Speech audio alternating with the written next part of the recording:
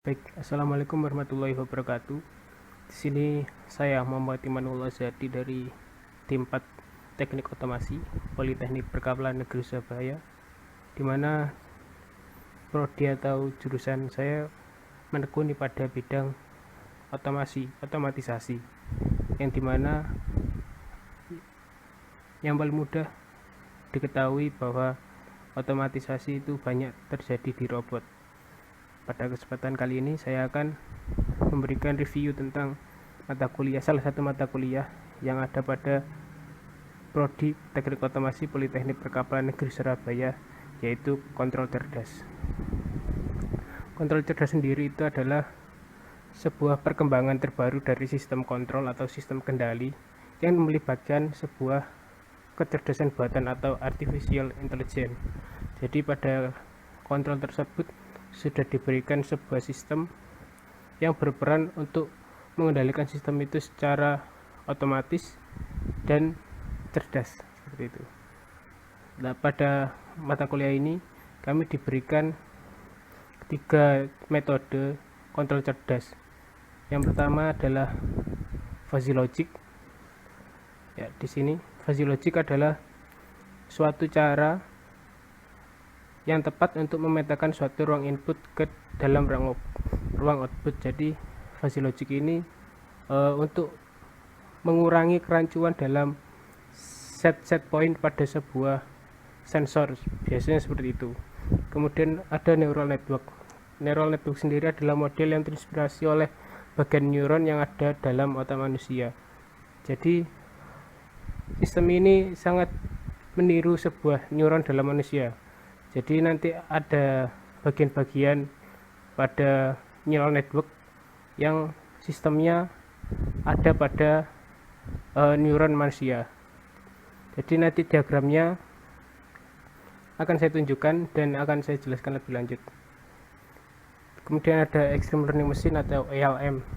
Adalah jaringan saraf tiruan feed forward dengan satu hidden layer atau lebih dikenal dengan istilah single hidden layer feed forward neural network. Jadi ini hampir sama dengan neural network, namun nanti saya akan jelaskan apa bedanya neural network dan extreme learning machine. Ya, di sini. Yang pertama adalah fuzzy logic. Saya akan jelaskan dengan singkat. Di sini kan ada cold, warm, hot. Jadi kan bila tidak ada fuzzy logic, cold akan dikotakkan seperti ini. Jadi hanya sebatas biru saja. Biru, terus mungkin 0 sampai 30 itu dingin, terus 30 sampai 60 itu sedang atau hangat, terus 60 sampai 100 itu panas. Dengan adanya fuzzy logic, nilai-nilai itu akan dapat lebih terorganisir. Jadi aktuator yang akan dikirimkan, yang akan bergerak, tidak akan bergerak secara rancu pada bagian-bagian ini, seperti itu. Kemudian menuju ke neural network. Neural network seperti yang saya katakan tadi adalah implementasi atau contoh dari neuron-neuron manusia. Jadi pada input-input ini atau neural network akan terdapat input, hidden layer, dan output. Itu adalah bagian-bagiannya. Ada ini node, terus juga ada beban, nanti ada bias juga. Jadi neural network itu bertujuan untuk membuat sistem yang memiliki keakuratan yang lebih dan tidak membebani suatu sistem.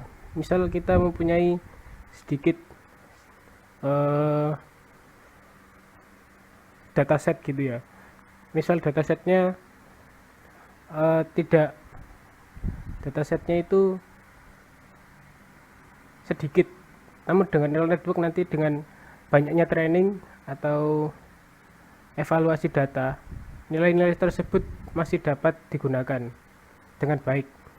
Di dalam hidden layer ini terdapat bagian-bagian juga seperti fungsi aktivasi yang dapat mengatur-ngatur nilai-nilai di mana hasil input harus sesuai dengan outputnya nanti. Kalau extreme learning machine ini hampir sama dengan neural network, namun hidden layernya cuma ada satu. Bila neural network hidden layer bisa lebih dari satu. Mungkin hanya itu saja perbedaannya. Selain itu hampir sama semuanya. Kemudian ada kontrol cerdas yang lebih advance, lebih menantang untuk dilakukan. Namun pada perkuliahan ini tidak diberikan, namun pula masih banyak digunakan kakak tingkat kami untuk dilakukan pada TA. Yang pertama adalah sistem fuzzy logic tipe 2. Sistem fuzzy logic tipe 2 ini hampir sama dengan fuzzy logic tipe 1, namun pada derajat keanggotaannya ada primer dan sekunder. Jadi nanti bila ada segitiga-segitiga tadi itu ada trapesium, itu nanti ada double seperti itu. Ada juga neurofuzzy yang merupakan penggabungan atau merger dari neural network dan juga fuzzy logic. Kemudian ada ANFIS atau Adaptive Neurofuzzy Inference System. Jadi ini sama dengan neurofuzzy, namun ini untuk sistem inferensi seperti itu. Ya, ini untuk contoh diagramnya. Ada fuzzy logic tipe 2. Ya, seperti saya katakan tadi, ada sekunder, ini primer, fungsi keanggotaan primer, dan ada fungsi keanggotaan sekunder yang ada di dalamnya. Kemudian untuk neurofuzzy, sistemnya itu diagramnya hampir sama dengan neural network, namun di dalam hidden layer ini ada yang namanya fuzzy-nya. Jadi dalam NN atau neural network-nya ada fuzzy di dalam hidden layer-nya. Kemudian ini untuk ANFIS hampir sama dengan neurofuzzy, namun ini untuk inference system. Kemudian ini ada aplikasi penunjang untuk melakukan pembuatan sebuah kontrol cerdas. Pertama ada matrix laboratory, ini digunakan untuk perhitungan-perhitungan serta training data, bisa juga untuk simulasi-simulasi. Kemudian untuk ada microcontroller dengan menggunakan Arduino maupun STM32. Ada Arduino, ada microcontroller lain seperti MicroPython, ada pokoknya banyak untuk microcontroller. Wemos itu juga termasuk mikro. Kemudian untuk Arduino STM32 Cube television ini tergantung dengan hardware yang digunakan. Kemudian ada Visual Studio atau software programming untuk pengembangan aplikasi. Ini biasa digunakan untuk mengembangkan aplikasi Android, bisa juga untuk microcontroller, tergantung dengan bahasa pemrogramannya masing-masing. Ada juga Visual Studio Code, ini adalah software text editor untuk programming yang memudahkan para programmernya, dimana banyak digunakan oleh yang membuat aplikasi-aplikasi berbasis web atau Android maupun smartphone seperti itu. Kemudian ada CX Programmer, ini adalah software untuk PLC Omron. Kemudian tiap portal atau software untuk PLC Siemens. Jadi selain menggunakan microcontroller web dan juga Android atau smartphone, bisa juga digunakan untuk PLC. Terima kasih, sekian, mungkin itu saja dari saya. Semoga sisanya bermanfaat. Wabillahi taufiq wal hidayah. Wassalamualaikum warahmatullahi wabarakatuh.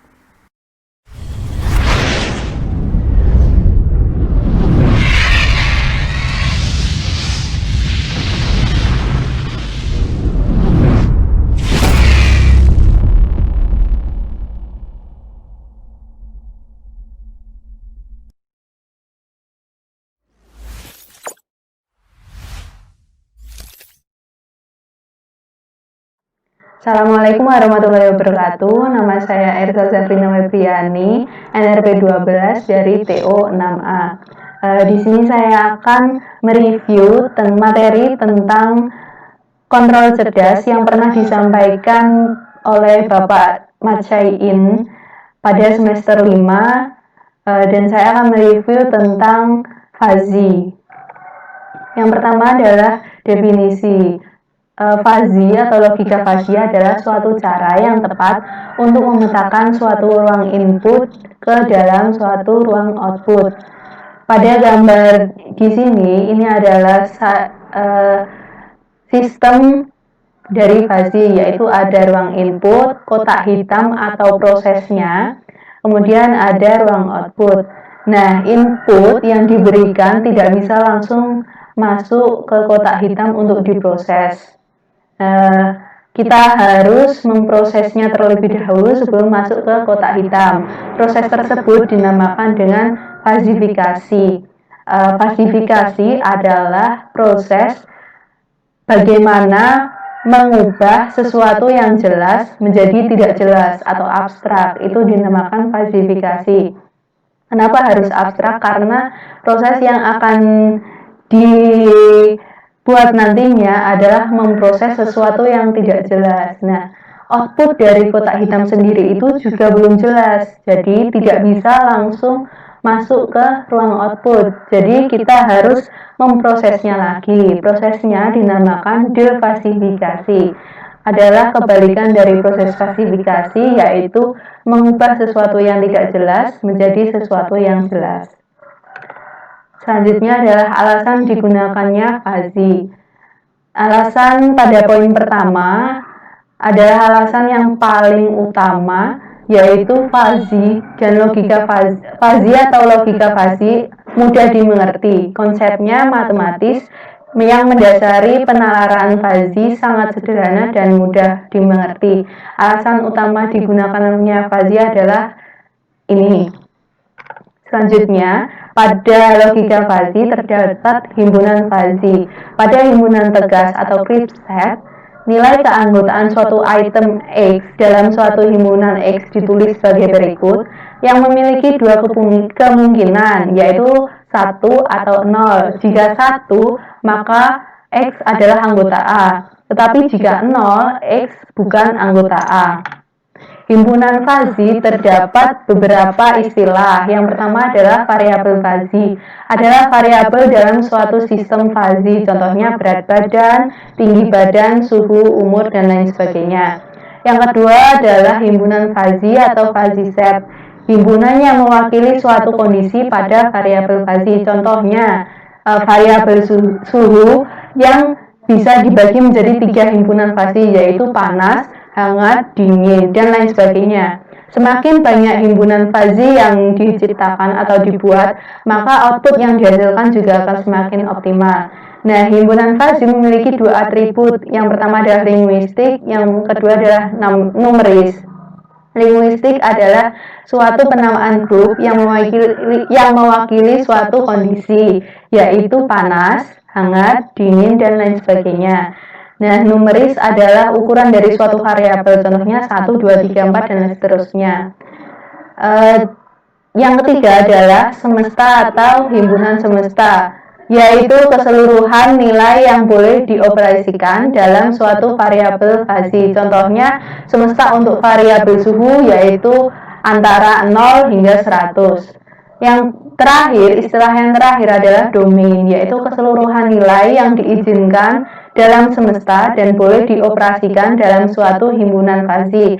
Contohnya, dingin memiliki rentang nilai antara 0 hingga 60, hangat memiliki rentang nilai antara 50 hingga 80, sedangkan panas memiliki rentang lebih dari 80. Contoh soalnya atau contohnya yaitu misal variabel umur dibagi menjadi 3 kategori, yaitu muda, parubaya, tua. Muda dengan umur 0 hingga 35 tahun, parubaya dengan umur 35 hingga 55 tahun, sedangkan tua lebih dari 55 tahun. Nah, grafik atau kurva yang dibuat adalah sebagai berikut. Di sini direpresentasikan muda adalah 0 hingga 45 tahun. Sedangkan parubaya 35 hingga 55 tahun. Sedangkan tua lebih dari 45. Himpunan fuzzy digunakan mengantisipasi pemakaian himpunan crypto yang menyatakan umur dengan sangat tidak adil. Seseorang dapat masuk menjadi 2 himpunan, contohnya muda parubaya, parubaya tua, dan lain sebagainya. Seberapa besar eksistensinya dapat dilihat pada nilai atau derajat keanggotaannya. Nah, contohnya sebagai berikut. Apabila seseorang memiliki umur 40, maka dia dikategorikan menjadi dua keanggotaan, yaitu muda dan parubaya, karena umur 40 berada pada rentan umur anggota muda dan parubaya. Caranya adalah kita tarik garis lurus dan kita akan mendapatkan dua titik pada dua segitiga yang berbeda. Pada segitiga pertama, yaitu pada segitiga muda, antara 25 hingga 45 tahun, ada berada di sini. Nah, caranya adalah nilai maksimal dikurangi nilai yang ada per nilai maksimal dikurangi nilai minimal. Berarti 45 dikurangi 40 dibagi 45 dikurangi 25, hasilnya adalah 0,25. Sedangkan pada segitiga parubaya sama, 55 dikurangi 40 dibagi 55 dikurangi 35, hasilnya adalah 0,5. Jadi bisa dikatakan pada umur 40 ini memiliki nilai keanggotaan muda sebesar 0,2 dan nilai keanggotaan parubaya sebesar 0,5.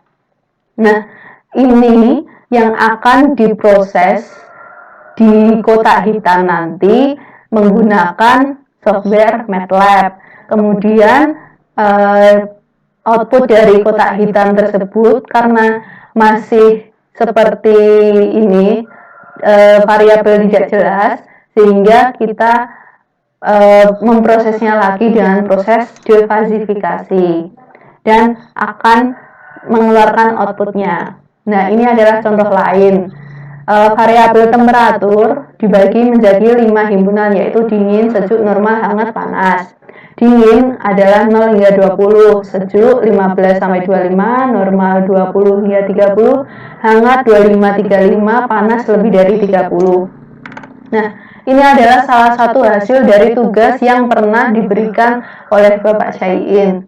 Nah, saya akan perlihatkan proses di kotak hitam yang ada di software MATLAB berikut ini. Ini adalah salah satu contohnya karena programnya sangat panjang, jadi tidak saya tampilkan. Ini adalah output dengan angka yang sangat jelas, maksudnya tidak ada koma-komanya. Jadi angkanya bulat semua, min 27, min 12, dan 20. Ketika kita run, maka akan menghasilkan output yang sudah jelas, yaitu 9, 6, dan 3. Nah, dari materi yang setelah saya review tadi, output yang dihasilkan dari materi adalah program ini dan output ini. Sekian penjelasan dari saya.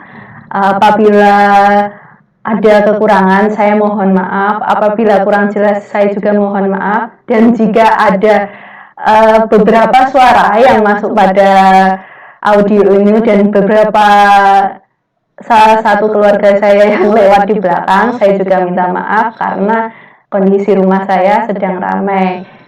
Jadi sekian dari saya. Wassalamualaikum warahmatullahi wabarakatuh.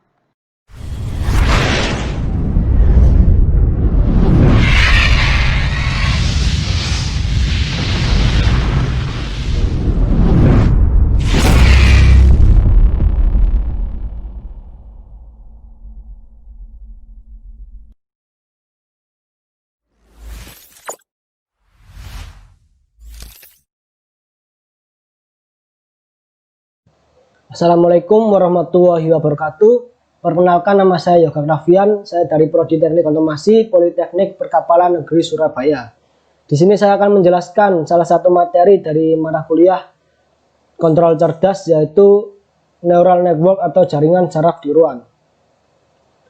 Jaringan saraf tiruan merupakan suatu sistem pemrosesan informasi yang mencoba meniru kinerja otak manusia yang selalu mensimulasikan proses pembelajaran pada otak manusia. Jadi jaringan saraf tiruan merupakan jaringan tiruan pada jaringan saraf manusia, yaitu baik pada pembelajarannya maupun pada struktur jaringannya.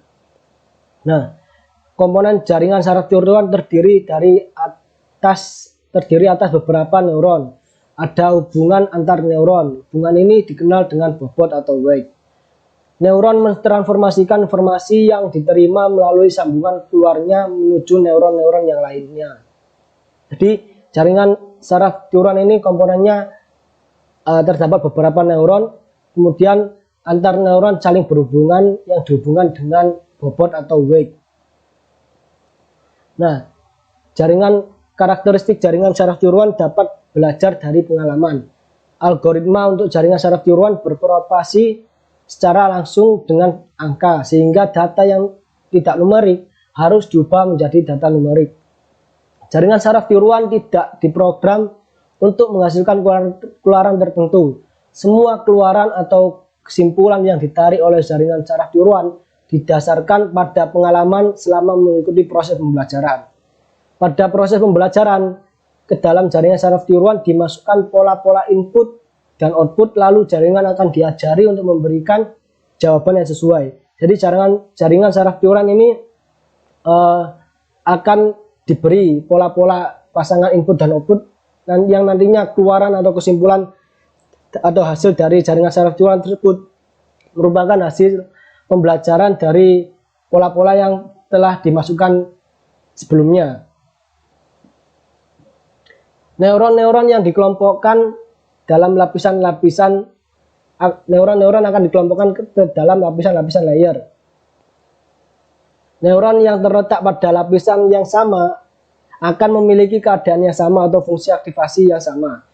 Neuron-neuron pada satu lapisan akan dihubungkan dengan lapisan-lapisan sebelum dan sesudahnya. Informasi yang diberikan pada jaringan saraf akan dirambatkan dari lapisan ke lapisan, mulai dari lapisan input sampai lapisan output melalui lapisan tersembunyi atau hidden layer. Jadi pada neuron-neuron tadi dikelompokkan dalam lapisan-lapisan. Nah, terdapat 3 lapisan, yaitu lapisan input, lapisan tersembunyi atau hidden layer, kemudian lapisan output. Nah, ini merupakan struktur jaringan single layer jaringan, yaitu ada nilai input, lapisan input, matriks bobot, lapisan output, nilai output. Nah, pada single layer jaringan ini tidak terdapat hidden layer atau lapisan tersembunyi. Ini merupakan neuron-neuron yang terdapat dalam lapisan input, neuron-neuron yang terdapat lapisan output. Nah, ini terhubung dengan wake atau bobot. Kumpulan bobot disebut matriks bobot. Nah, multiple layer jaringan sama dengan single layer jaringan. Akan tetapi ini terdapat lapisan tersembunyi atau hidden layer.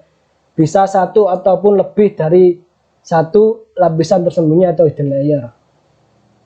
Kemudian fungsi aktivasi. Masukan pada jaringan akan diproses oleh suatu fungsi yang akan menjumlahkan nilai-nilai semua bobot dan bias. Dipakai untuk menentukan keluaran suatu neuron.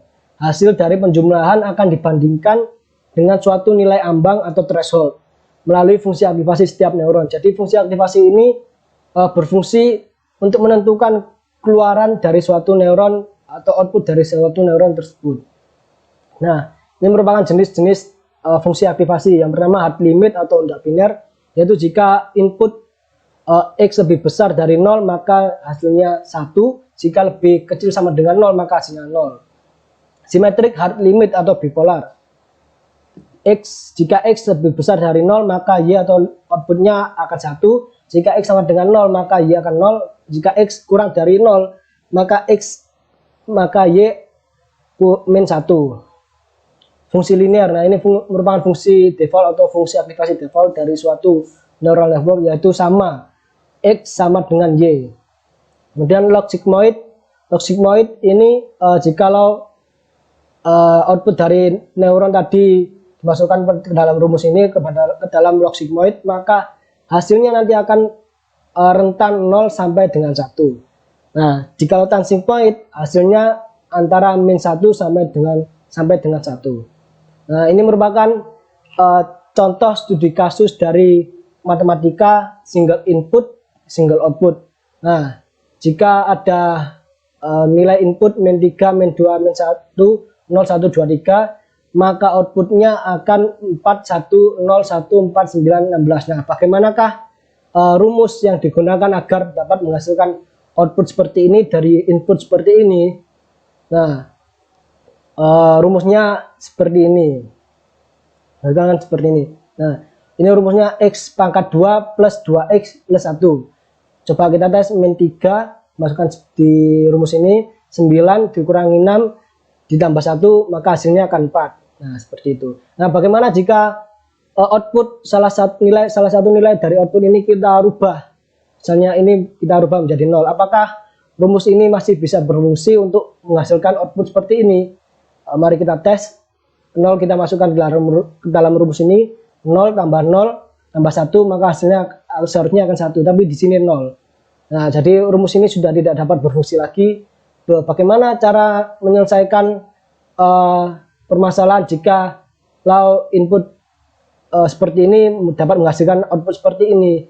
Kalau rumus sederhana seperti ini tidak dapat mengatasi, maka jalan keluarnya ialah dengan menggunakan jaringan saraf tiruan atau neural network seperti ini. Nah, jaringan saraf tiruan nanti akan berdasarkan pola pasangan input dan output seperti ini nanti akan di training. Jadi di training akan menghasilkan bobot dan bias. Bobot anak panah ini dan bias ini. Jadi bobot dan bias ini akan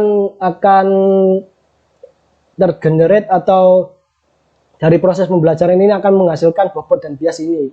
Jadi ketika sudah mendapatkan bobot dan bias dari proses training, maka ketika input dimasukkan min 3 dari sini, maka outputnya akan 4 seperti pembelajaran yang telah dilakukan. Jadi dengan jaringan saraf tiruan seperti ini, maka input dengan nilai seperti ini dapat menjadi output dengan nilai seperti ini. Nah, seperti itu. Saya rasa cukup penjelasan dari saya.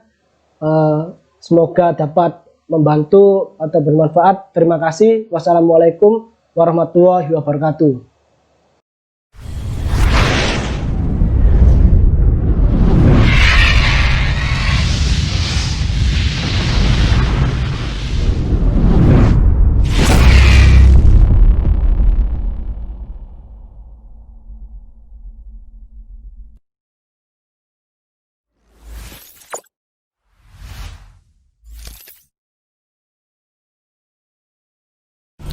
Assalamualaikum warahmatullahi wabarakatuh. Perkenalkan, nama saya Ahmad Muhammad Rafibi dari program studi Teknik Otomasi Politeknik Perkapalan Negeri Surabaya. Di sini saya akan menjelaskan tentang subbab materi mata kuliah kontrol cerdas, yaitu ELM atau Extreme Learning Machine. Di sini saya akan menjelaskan tentang definisi ELM dan juga cara perhitungan dan penerapannya. Baik teman-teman, di sini saya akan menjelaskan apa itu Extreme Learning Machine. Nah, berikut ini adalah PowerPoint yang pernah diajarkan pada saya oleh Dr. Pak Sain, atau sering saya dipanggil Pak Sain. Nah, di sini apa itu metode Extreme Learning Machine? Nah, Extreme Learning Machine ini merupakan suatu metode pembelajaran baru dari jaringan saraf tiruan atau NN.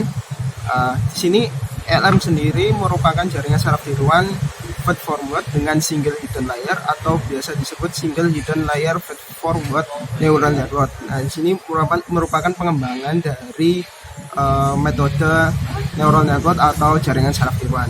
Nah, metode pembelajaran ELM ini dibuat untuk mengatasi kelemahan-kelemahan dari NN tersebut pada feed forward, terutama dalam hal learning speed atau pada saat namanya kita sebut itu di NN itu saat training. Nah, cara kerja machine learning sendiri. Nah, di sini ada diagram yang menunjukkan bahwa sini kan ada input data, terus ada training data, training machine learning algoritma, model machine learning algoritma, prediction, evaluation. Nah, di sini ELM sendiri bekerja pada bagian machine learning algorithm. Nah, di sini bentar. Nah, pada bagian ini. Nah, kemudian input. Nah, data-data awal itu dimasukkan pada input data, kemudian dilakukanlah pada Extreme Learning Machine itu proses dimana untuk bisa memecahkan suatu permasalahan agar mendapatkan input yang diinginkan. Nah, di sini kemudian setelah mendapatkan hasil prediksi, kemudian dilakukan evaluasi. Nah, sebelum evaluasi, kita di sini pun sudah memiliki data. Nah, data tersebut kita melakukan training, dan akhir training dari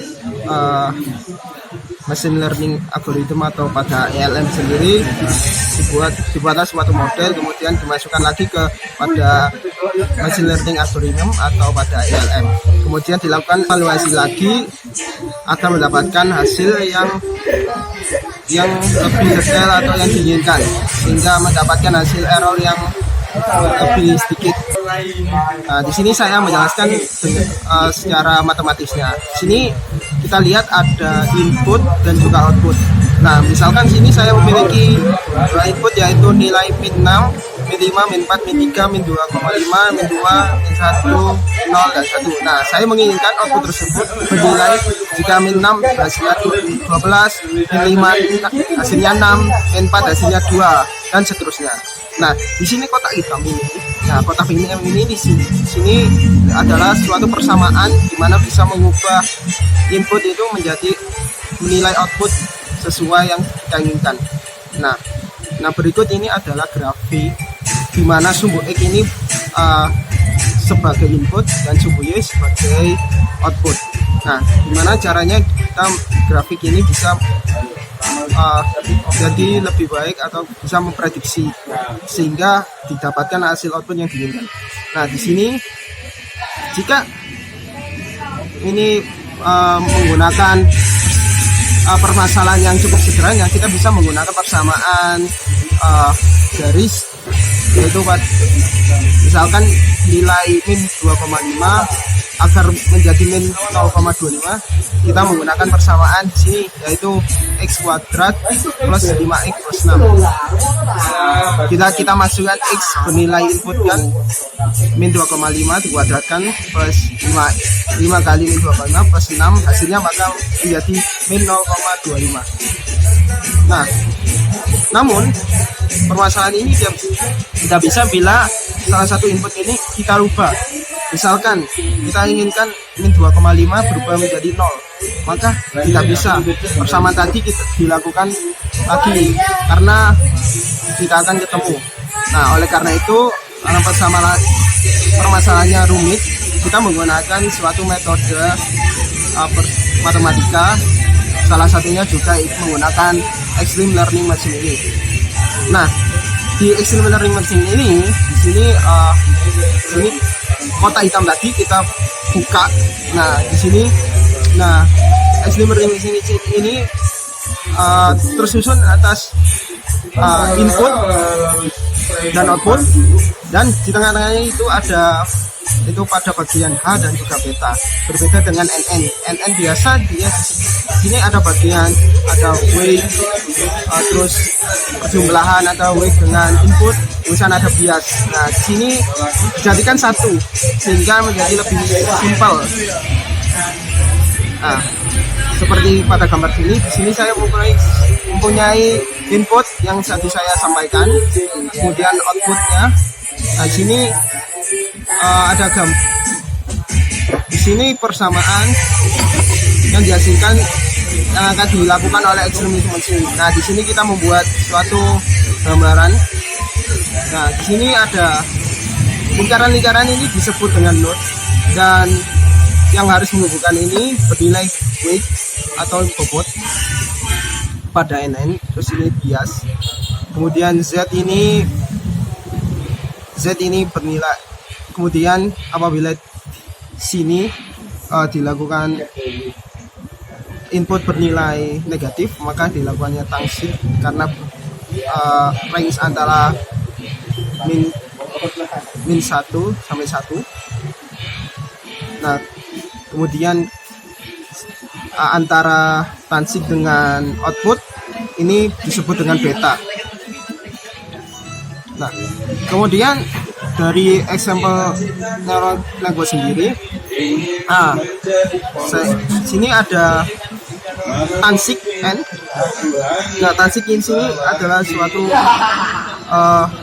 yang ada pada neural network dan juga pada extreme learning machine.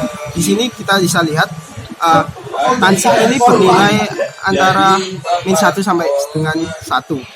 Sedangkan logsik ini bernilai antara 0 sampai 1. Dan rumusnya sebagai berikut. Anda bisa lihat.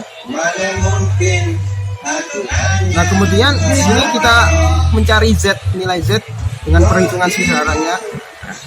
Setelah perhitungan X 1,1, misalkan input 1,1 dikali dengan W 1,1 plus berikut adalah, dan seterusnya dalam bentuk, sehingga kita mendapatkan nilai dari Z11, Z12 dan seterusnya. Kita masukkan balas dalam suatu array atau metrik di sini sehingga mendapatkan kita nilai metrik H.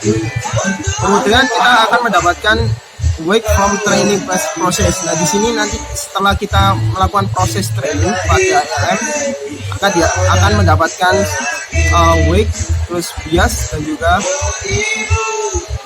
kemudian NN calculation. Misalkan sini ada X, kita masukkan nilai inputnya min 6, kita masukkan, maka kita bisa masukkan pada rumus berikut, dihasilkan berikut, sehingga hasilnya Y log sig OZ kali 100 0,12 kali 100 sama dengan 12, sehingga kita mendapatkan suatu grafiknya output antara input dengan output menjadi nilainya mendekati dengan nilai asli, output aslinya. Nah, terakhir yaitu sini ada example dari neural network automation pada ALM. Nah, di sini saya mempunyai case study, yaitu saya memiliki data input berupa gambar mobil, motor, dan sepeda. Nah, di sini saya ingin menggunakan experimentation untuk membedakan jenis kendaraan tersebut. Nah, di sini saya memulai program. Nah, di sini salah satu penggunaannya yaitu untuk mendeteksi. Nah, di sini ada klasifikasi jenis kendaraan untuk kelas mobil.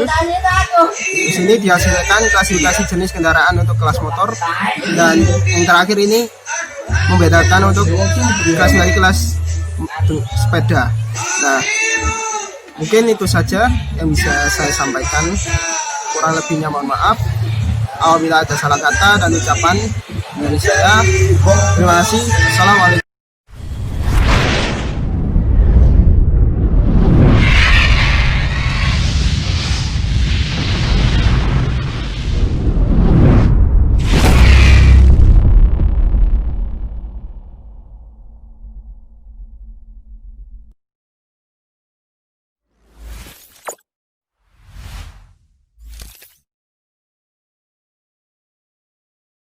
Assalamualaikum warahmatullahi wabarakatuh.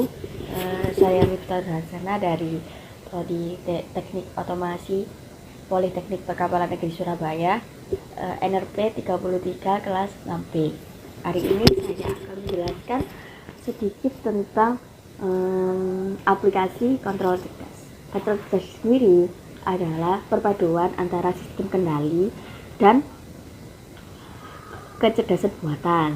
Kalian tahu sendiri kan, kecerdasan buatan itu sangat baik untuk membantu manusia dalam sehari-hari. Kemudian kontrol cerdas juga dapat diaplikasikan pada sistem kendali atau sensor umpan balik. Jadi sebuah sistem itu kontrol cerdas itu merupakan termasuk loop tertutup. Jadi kita itu sistem kendali itu ada dua, yaitu loop terbuka dan loop tertutup. Nah, kontrol cerdas ini termasuk adalah loop tertutup karena terdapat sensor umpan balik. Kemudian kontrol cerdas juga dapat diaplikasikan pada ketika kita identifikasi suatu model sistem itu, atau bisa memodelkan suatu sistem yang akan digunakan. Nah, aplikasi biasanya jenis-jenis dari kontrol cerdas yaitu jaringan saraf tiruan atau JST, kemudian fuzzy logic atau logika fuzzy, deep learning atau convolutional neural network, ya, dan lain-lain masih banyak lagi. Nah, GST ini adalah NN atau neural network, di mana NN ini memiliki sistem yang seperti neuron pada manusia umumnya, yaitu secara sistematis output dari NN ini adalah hasil dari penjumlahan bobot input dikalikan bobot hidden layer dan ditambah bias. Kemudian kenapa sih ditambah bias? Karena agar nilai keluaran dari output tidak sama dengan 0. Nah, fuzzy logic ini juga biasa digunakan untuk memodelkan suatu sistem, karena fuzzy logic sendiri itu gampang atau mudah untuk diaplikasikan karena tidak ribet. Kemudian convolutional neural network atau deep learning ini juga sebenarnya hasilnya itu caranya itu hampir sama dengan GST, tapi kalau CNN ini hanya dapat memodelkan 2 dimensi saja. Nah, seperti itu.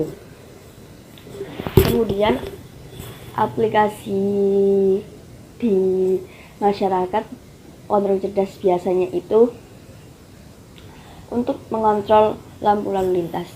Bagaimana lampu lalu lintas itu waktunya tidak meleset atau tepat ketika lampu merah mati atau menyala, dan lampu hijau mati atau menyala, dan lampu kuning mati dan menyala, seperti itu. Kemudian itu mengontrol motor 3 fasa dengan jaringan saraf tiruan atau NN, karena NN juga itu hasil NN itu didapatkan dari bobot yang telah didapatkan. Nah, kita itu dapat menentukan layer pada NN itu tergantung keinginan kita. Jadi kita itu dapat mencari NN di mana NN itu yang kita rasa terbaik untuk menghasilkan output yang diinginkan. Kemudian juga bisa mengidentifikasi wajah. Ya, saya seperti kita kan ada face recognition. Nah, face recognition itu bisa menggunakan metode neural network atau CNN bisa, karena keakuratannya itu di atas 80%, akurat sekali kan. Kemudian untuk biasanya itu fuzzy logic juga bisa untuk seperti AC. Nah, kita bisa mematikan AC itu secara otomatis. Jadi kita hanya menekan on off-nya saja kalau seumpama kita mau menyalakan AC, namun kita mengatur suhunya itu sudah diatur AC-nya sendiri, seperti itu. Ya, saya rasa cukup sekian penjelasan tentang aplikasi kontrol cerdas di masyarakat atau di kehidupan sehari-hari. Mohon maaf atas ketidaknyamanan atau kesalahan dalam berbicara atau berbuat. Saya mohon maaf yang sebesar-besarnya. Oh ya kawan, jangan lupa untuk tetap di rumah saja untuk mencegah penyebaran COVID-19, dan kita juga di tengah pandemi COVID ini kita juga dapat lebih produktif dengan melakukan hobi kita atau mencurahkan apa yang kita inginkan di rumah saja. Oke, stay healthy, stay safe. Assalamualaikum warahmatullahi wabarakatuh.